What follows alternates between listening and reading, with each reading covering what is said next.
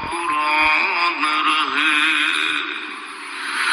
اور یہ تمنا ہے کہ اس دنیا میں کوئی کام کر جاؤں، مولا اگر توفیق مل جائے تو خدمت اسلام کر جاؤں، اور یہ تمنا ہے کہ تعلیم قرآن عام ہو جائے، مولا یہ تمنا ہے کہ تعلیم قرآن عام ہو جائے، تمام پرچموں سے اونچا پرچم اسلام ہو جائے۔ تو رحیم ہے تو کریم ہے، مولا تیری ذات سب سے عظیم ہے، تو کرم اپنا عطا ہمیں، تیرے کرم پہ مولا یقین ہے۔ تو اگر ہم اپنے رویے سے، اپنے عمل سے، اپنے عقیدے سے واقعی اللہ کو رب مانتے ہیں تو پھر قبر میں جب سوال ہوگا من ربو کا، تیرا رب کون ہے، تو پھر کبھی بھی جواب دیتے جھجک محسوس نہیں ہوگی۔ بندہ عرض کرے گا رب اللہ، میرا رب اللہ ہے اور میں اسی کو اپنا رب مانتا ہوں، میری ضروریات کی کفالت بھی اسی کے ذمہ کرم پہ، اور میرا تیقن، میرا یقین کہ وہ میرا رب ہے۔ یہ پہلا سوال ہوگا۔ دوسرا سوال قبر میں ہوگا، اور وہ یہ ہوگا کہ ما دینوں کا، تیرا دین کون سا ہے؟ مختلف ادیان دنیا کے اوپر موجود ہیں، لیکن اسلام کے بعد اب کسی اور دین کو قبول نہیں کیا جائے گا۔ ارشاد فرمایا کہ اللہ تعالیٰ اسلام کے علاوہ کسی اور دین کو قبول نہیں کرے گا۔ تو یہ اگر میں اپنے عمل سے، اپنے رویے سے، اپنے طرز زندگی سے، اپنے انداز معاشرت سے اسلام کو اپنے اوپر غالب کر لیا تو پھر قبر میں جواب دیتے ہوئے کوئی جھجک محسوس نہیں ہوگی۔ بندہ عرض کرے گا کہ دینی الاسلام، میرا دین اسلام ہے، میرا طرز زندگی، میرا انداز معاشرت، میرا سبھی کچھ اسلام کی مطابقت میں تھا، اور میں اسی کو اپنا دین مانتا ہوں، صرف زبان سے نہیں، اپنے رویے سے بھی، اپنے طرز زندگی سے بھی، اپنے انداز معاشرت سے بھی۔ تو یہ جو ہم اسلام کے دائرے میں داخل ہوتے ہیں اور ہم اپنے دین کو اسلام قرار دیتے ہیں، تو دین انسان کی زندگی کے تمام شعبوں پر حاوی ہوتا ہے، اور اس کا طرز زندگی، اس کا انداز معاشرت اس کی مطابقت میں ہونا چاہیے۔ تو قبر میں یہ سوال پوچھا جائے گا کہ تیرا دین کیا ہے، باوجود کہ اللہ تعالیٰ جل شانہ کو پتہ ہے کہ اس کا دین کیا تھا، اللہ کو پتہ ہے کہ یہ کس کو رب مانتا تھا، لیکن قبر میں یہ سارا سلسلہ ہوگا، اور صحیح احادیث کے اندر ان سوالوں کا تذکر آیا ہے کہ یہ سوال پوچھے جائیں گے کہ تیرا دین کیا ہے۔ اب اس نے اگر اپنا طرز زندگی، اپنا انداز معاشرت اسلام کی مطابقت میں رکھا ہوگا، اور دین کو اس نے دین سمجھا ہوگا، اسلام کو ہی اپنا دین عملاً، رویتاً، ہر خوشی غمی کے موقع پہ اس نے اسلام کو ہی ترجیح دی ہوگی، تو پھر اس کو کوئی جھجک نہیں ہوگی جواب دیتے ہوئے کہ میرا دین اسلام ہے، میرے شب و روز، میری زندگی کے نشیب و فراز، میری زندگی کی کا گوشہ جو ہے وہ اسلام کی مطابقت میں گزرتا تھا۔ تو پھر وہ سیدھا سیدھا جواب دے گا دینی الاسلام۔ اس لیے ہمیں اس سوال کی تیاری بھی کرنی چاہیے کہ ہماری نجی زندگی ہو یا ہماری اجتماعی زندگی ہو، ہماری گھریلو زندگی ہو یا ہماری معاشرتی زندگی ہو، ہماری ذاتی زندگی ہو یا ہماری سیاسی زندگی ہو،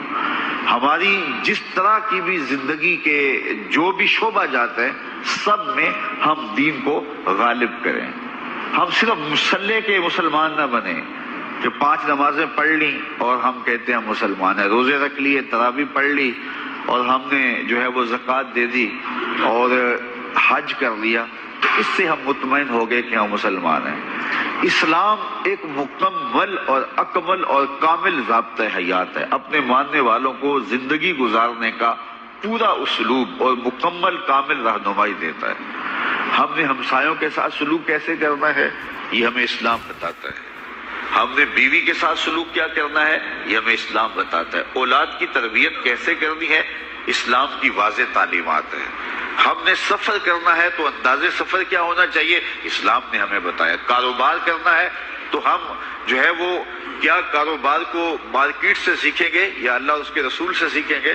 تو ہمیں اللہ اور اس کے رسول نے واضح دو ٹوک اور سیدھے سیدھے احکام دیے ہیں کہ تم جب کاروبار کرو تو تم جو ہے وہ اس انداز کے ساتھ کاروبار کرو، کم نہیں تولنا، کم نہیں ناپنا، جھوٹی قسم نہیں کھانی، سود نہیں لینا، تو یہ ساری چیزیں ملاوٹ نہیں کرنا، ایک ایک چیز جو ہے وہ اسلام نے ہمیں فراہم کی ہوئی ہے۔ تو پورا دین جو ہے جب ہم اختیار کریں گے، ہمارے رویے، ہمارا طرز زندگی، ہمارا انداز معاشرت جب دین اسلام کے مطابق ہوگا تو قبر میں اس سوال کا جواب دینا ہمارے لیے کوئی مشکل نہیں ہوگا،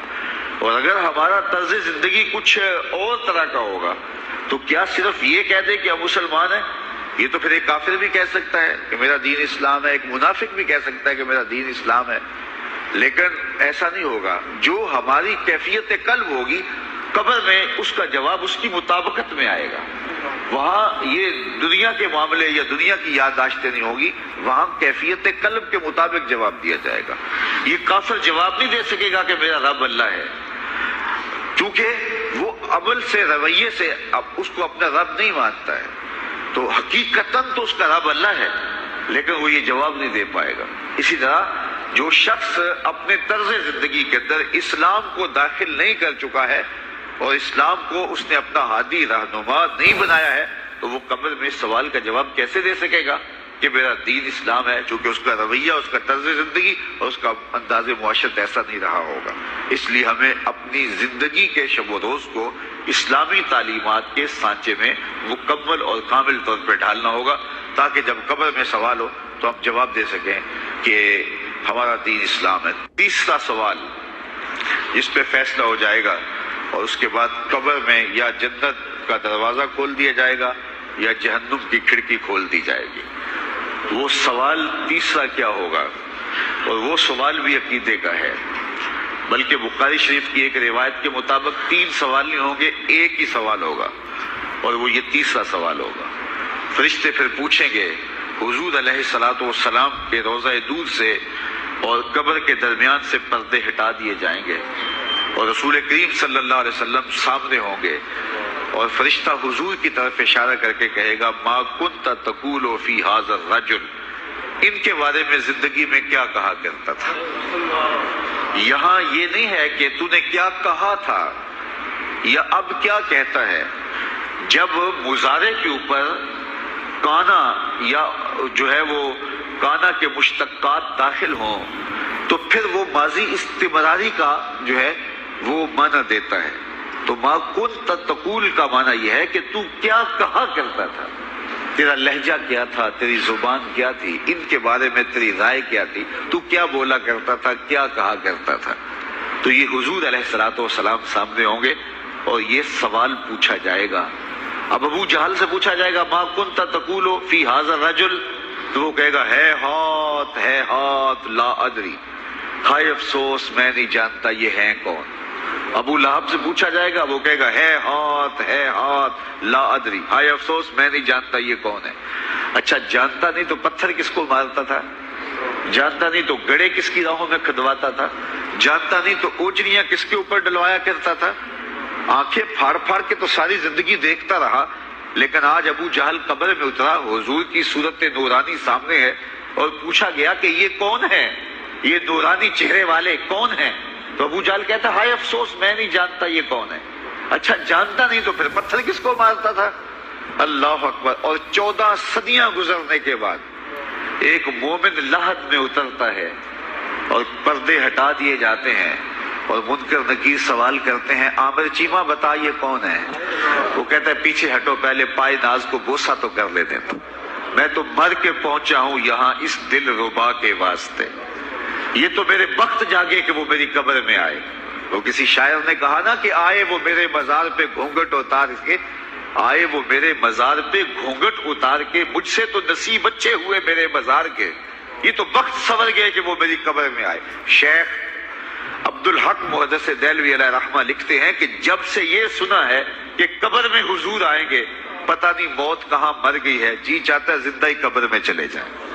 تو وہ کہے گا پہلے مجھے پائے ناز کو بوسہ تو کر لینے دو، میں تو زندگی کے بھر میں انتظار ان کا کرتا رہا، اور ان کے بارے میں پوچھ رہے ہو یہ کون ہے؟ ساری زندگی پیر مہر علی شاہ نقشہ بتاتے رہے، وہ کہ چند بدر شاہ شانی ہے، متھے چمک دی لاٹ نورانی ہے، کالی زلف تے اکھ مستانی ہے، مخمور رکھی ہیں مدھوریاں۔ تو وہ فوراً جواب دیتا ہے یہ تو وہی میرے آقا و مولا ہے جن کے لیے ساری زندگی تڑپتا رہا اور ان کی زیارت کی آرزوئیں اور تمنائیں کرتا رہا۔ اچھا، ابو جہل ساری زندگی دیکھتا رہا تو وہ تو جواب نہیں دے پائے گا، وہ کہتا ہائے افسوس میں نہیں پہچانتا یہ کون ہے، ہاتھ لا ادری، مجھے نہیں پتا۔ اور 14 صدیاں گزرنے کے بعد ایک مومن لحد میں اترتا ہے تو وہ فوراً کہتا ہے یہ تو وہی ہیں جن کے لیے زندگی گزار آیا ہوں۔ تو جس نے دیکھا تھا وہ پہچان نہیں سکتا، اور صدیوں بعد جو دنیا کے اوپر آیا وہ فوراً پہچان بھی رہا ہے اور پائے ناز کو بوسے بھی کر رہا ہے، تو پھر اس کا کیا جواب ہوگا؟ تو اس کا جواب علامہ اقبال علیہ رحمہ نے دیا۔ وہ کہتے ہیں قبر میں یہ جو آنکھیں ہیں ان میں تو مٹی پڑی ہوگی، یہ تو بند ہوگی، دل کی آنکھیں کھلی ہوں گی۔ ابو جہل نے ان آنکھوں سے دیکھا تھا، یہ آنکھیں تو اب کھلی نہیں ہیں، تو ان سے وہ کیسے پہچانے گا؟ اور دل کی آنکھوں نے حضور کو دیکھا ہی نہیں تھا، اور یہ صدیوں گزرنے کے بعد جو مومن لحد میں اترتا ہے اس کی گو ان آنکھوں نے نہیں دیکھا تھا، لیکن در دل مسلم مقام مصطفیٰ، مومن کے دل کے ڈیرے کے اندر مومن کے دل میں حضور ہی بستے ہیں، اس لیے اس کی آنکھوں نے، دل کی آنکھوں نے حضور کو دیکھا اور پہچان لیا، اس لیے کہ دل کی آنکھوں نے حضور پہلے بھی دیکھے ہوئے تھے، اور دل آرزو میں مچلتا رہا، اس لیے دل کو پہچاننے میں دیر نہیں لگی۔ تو وہاں یہ آنکھ نہیں پہچانے گی، یہ آنکھ پہچانے گی، اس لیے اقبال نے دوسرے مقام پہ کہا دل بینا بھی کر طلب خدا سے، کہ آنکھ کا نور دل کا نور نہیں، آنکھ کا نور اور ہے، دل کا نور اور ہے۔ تو اگر کوئی شخص دنیا کے اوپر دل کے نور سے بے بہرا رہا، قیامت کے دن یہ آنکھیں اسے فائدہ نہیں دے گی، بلکہ اللہ تعالیٰ نے خود قرآن مجید میں ایک مقام پہ فرمایا من کان فی ہذہ اعمی فہو فی الآخرۃ اعمی واضل سبیلا،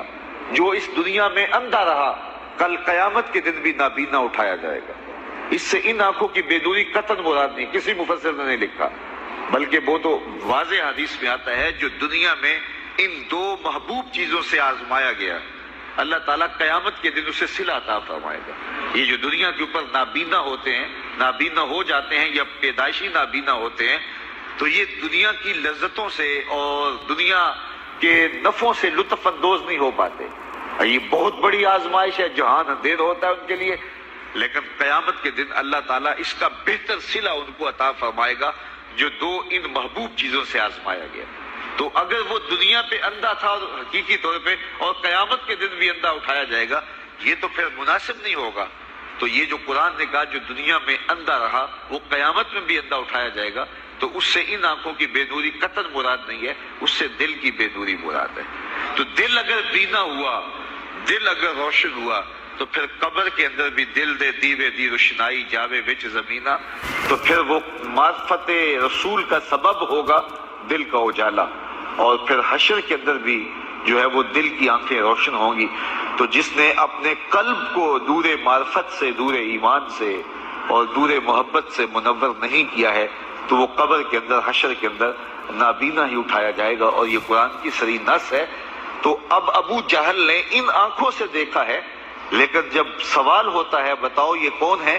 تو وہ کہتے ہیں ہے ہاتھ لا ادری، افسوس میں نہیں جانتا۔ اور صدیاں گزرنے کے بعد ایک مومن لحد میں اترتا ہے، ظاہری ملاقات بھی نہیں ہے، جب اسے پوچھا جاتا ہے یہ کون ہے، تو وہ کہتا ہوا محمد صلی اللہ علیہ وسلم، یہ تو وہی آقا ہے جن کے لیے ساری زندگی، جن کے تذکروں کی خوشبو سونگھتا رہا ہوں، تو مجھے تو جو ہے وہ ان کے پائے ناز کو بوسہ کر لینے دو۔ تو بتاؤ اس کے دل کی آنکھوں نے حضور کی معرفت حاصل کی اور حضور کو پہچان لیا، تو دل بینا بھی کر طلب خدا سے، کہ آنکھ کا نور دل کا نور نہیں۔